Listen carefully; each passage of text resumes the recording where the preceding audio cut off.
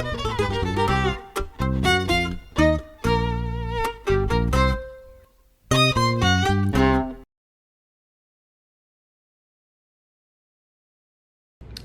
my name is Michael Grimes. I am co-owner of Grimey's Records along with Doyle Davis. Also the Basement East, the Basement Low Bar where we're shooting currently. Now a recovering musician, having played in a number of bands. Signed to labels such as John Prine's Oh Boy Records and a label called Immortal in the late 90s. Basically, if the question is, what does Nashville mean to me? Nashville means everything to me. I'm embedded here to where I could never take what I've established and apply it anywhere else. Deep down in my soul, I'm like, I can't find a way to ever think about ever leaving Nashville. It's the greatest. I mean, if you're a major music fan, I can't think of any place in the world that's better to live. Literally, you can see the best up-and-comers at small rooms. You can see heritage acts. You can see up-and-coming acts at 5,000 seat rooms. You can see Jack White, Bridgestone Arena. Literally, the world is kind of your oyster if you are a music fan in Nashville, Tennessee. And your songs? Well, it's interesting that I chose my song, which happens to be the same song that Doyle Davis chose. And it's a song called Meet Me in Music City. Doyle's kind of explained what the song is about. I happen to have played on the song, and Bobby Bear Jr. is my best bud. And I remember whenever he wrote the song and brought it to the recording session, that he has always had a way with words and phrases that only he can come up with. The cops carry capos, in case you want to change your key in Nashville, Tennessee, is kind of like, it really portrays Nashville almost as like Wonka land. If you're a music fan, you know, it's like Nashville, Tennessee is the greatest opportunity for people to experience music in the world. And then the other song that I would actually put up as possibly the most important song that's ever been recorded in Nashville is a song that reverberates across every continent, every country, every sports venue, and it's a song that Jack White recorded, and it's called Seven Nation Army. That song, unknowingly to the people who hear it, is a calling card to Nashville, Tennessee, because the song was recorded here.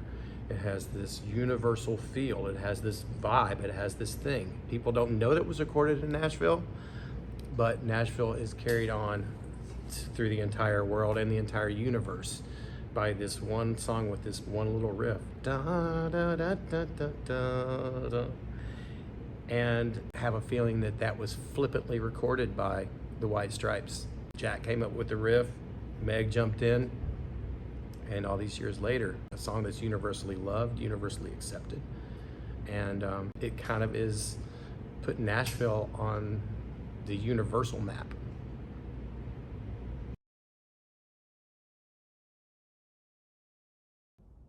Hey, my name is Bill Ferri. I'm a musician. I'm a bass player, play electric bass. Moved to Nashville about 10 years ago. It'll be 10 years in October, I think. So like what Nashville means to me, no other places like Nashville exist in the country, to me. I feel like the opportunities that are available here are unlike any other. You know, I met Anita and Davide, you know, through living here. We recorded a couple albums together. So yeah, overall, I love it here. I really do. Like I said, the opportunities here are seemingly endless. It all depends on like what you want to do with it. I feel like I've done so much. I'm a little older now, and you know, I'm kind of shifting gears. I'm still playing. I'm still studying with people. I don't know if I'll live here forever, but I might. I don't know. So as far as like songs that I think of and I associate with Nashville are all the songs that I play with all the artists that I've ever played with since I've been here. Like with Anita and Davide, the albums that we recorded, all those songs just remind me how much I love it here. Even when times where I'm just kind of like, oh, like maybe this isn't working out for me. Then I kind of go back to that stuff and it kind of like reinvigorates me to like keep that drive going, I guess. But yeah, I don't know. Overall, I love it here.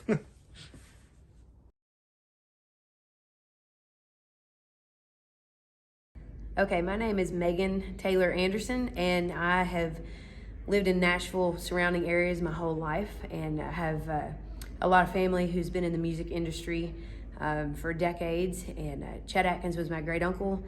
My grandmother was very musical and was his younger sister, and so I've kind of grown up knowing some of that. As I've gotten older, I've come to appreciate it much more.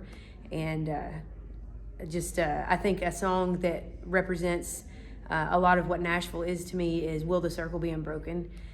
Because in a lot of ways it's a big family, the music community, and there's lots of different areas of it and different circles, but there's just a feeling of love and camaraderie and all different styles too of music that have influenced what has happened in Nashville.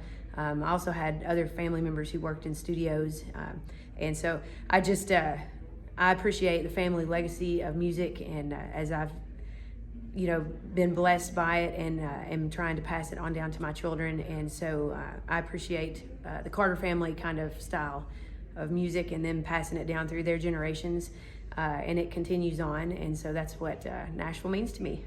Yep. Hi, my name is Ula Hedwig, and I live in Nashville, Tennessee for the past 8 years. My history is I was born in Chicago. I went to New York City in 1972 to do a Broadway show called Hair, and I stayed ever since, and I was in a lot of vocal groups. I started doing backup vocals. I sang with a lot of artists such as Bette Midler, Robert Plant, Paul Simon. I did theater. I did it all. And I came to Nashville because, well, I have friends here, and I needed a change of pace from New York City. And I thought this was Music City, so at the time I was on the road with a woman named Darlene Love. So it was kind of a central location also to fly to different locations on the tour.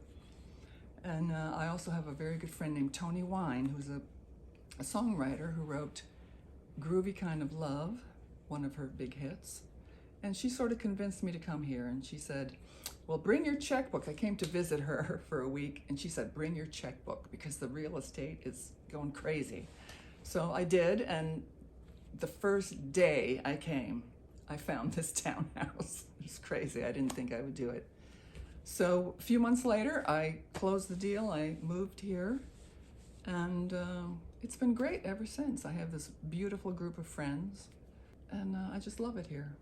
And the song I think about is Groovy Kind of Love, because my wonderful friend Toni Wine wrote it, and she's been here for about 40 years, and she's played the song here on writer rounds, and I love the song. It's part of my teenage history. That's what song I think of because of my friend Toni, who convinced me to move here. That's it. The end.